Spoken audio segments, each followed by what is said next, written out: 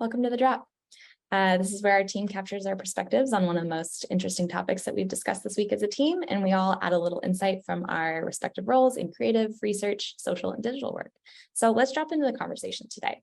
We are talking about what's been happening with the gig economy. So Lyft is doing some exciting things. Instacart is announcing a feature that's bringing a little bit more personal connection to the platform. So Instacart's feature of designating their favorite shoppers in the app. So basically, by letting customers choose their specific shoppers that they prefer, it's not only creating kind of a sense of personal connection between customers and shoppers and highlighting the importance of building customer loyalty in the gig economy.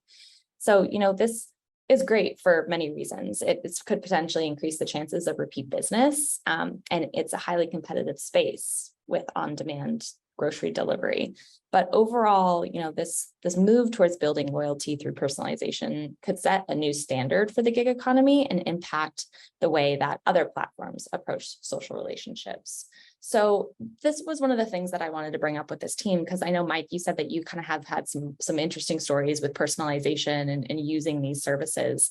Do you want to kind of share a little bit about that? Yeah. And Crystal, just picking up what you're putting down, I feel, to me, the ultimate point to reach to is even past loyalty into more affinity, right? Getting to use that brand in that way. Yeah. So I was thinking a lot about this too. And do you guys remember 2020? Do you remember what was going on then? Barely.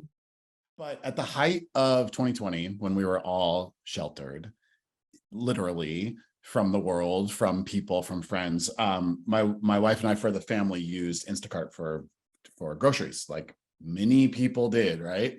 And I remember we developed a really personal relationship with our shopper, so much that the feature you're talking about wasn't really implemented yet. So you had to kind of like hope for the best, but we ended up trading numbers with our shopper, like text numbers, so she could look out for us. And during the week, she would be like, hey, I know you guys come to me on Friday.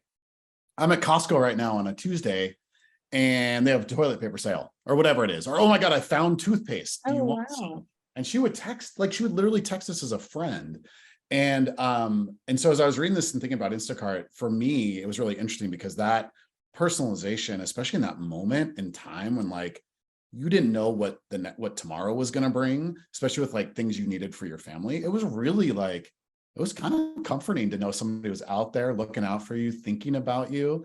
And we since have not used it since. We've kind of gotten back to the way we used to do things, but we still text with her. It's just so incredible. So it's like we never really met. She would like drop groceries off, we'd all we'd wave from the window because nobody knew like the air you breathe, right? What was going on then. And it was just really funny. So yeah, I don't know. I think that personalization angle, I've seen it firsthand, I've felt it firsthand. And it was something that was really, it became like really important to us as a family, I love that. Yeah, I remember in that era, just being a creative and a designer, trying to find stock photos to try to explain and represent what was happening in the world. And then it was always the people just like waving in the window and with the grocery bill. Yeah, totally. I mean, that was the whole family was like, thank you, right? Like it was very funny, but yeah. I love that story. Thanks for sharing. Serena, you had shared something recently too about what Lyft is doing. Do you want to explain that? Yeah, so Lyft is coming out with a trivia mini talk show YouTube series called Lucky Lyft, where I think his name is Bob the Drag Queen. He's the host, and he picks up people and asks trivia questions, and they win a ton of money, and it's a super like high energy, upbeat show. So they actually put it together because of social media listening. So they were listening to what their audience wanted, what they wanted to see from their drivers. They saw some cultural insights. So they saw that people had a nostalgia for the 2000s, for trivia shows, for game shows, and they wanted to kind of bring that back and do more long form content. So instead of TikTok, they saw that millennials, Gen Z are also spending the most time on YouTube, contrary to popular belief. So they're putting together this awesome show by listening to their riders and showcasing their gig workers' talents.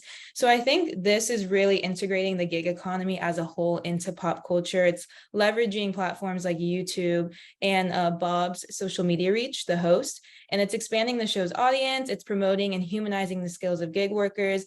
And I know there has been some controversy around ride sharing in general, like Uber and Lyft, with certain crime situations and safety situations. So I think altogether, this just puts it into a whole new light. And like the story that Mike shared, it shows that there's more positive scenarios around ride sharing than negative ones too. So good PR all around.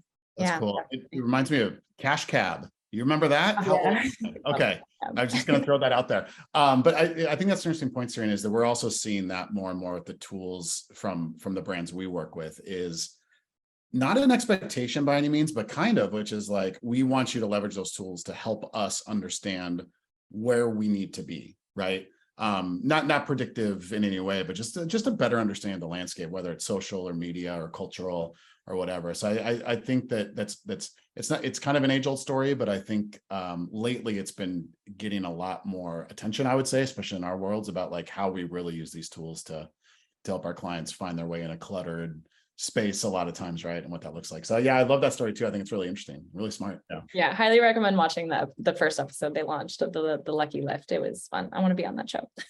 Yeah. Would kill it at trivia. All right, y'all. Thanks so much for dropping in the conversation. Hope you have a great weekend. Yeah, thanks. Yes.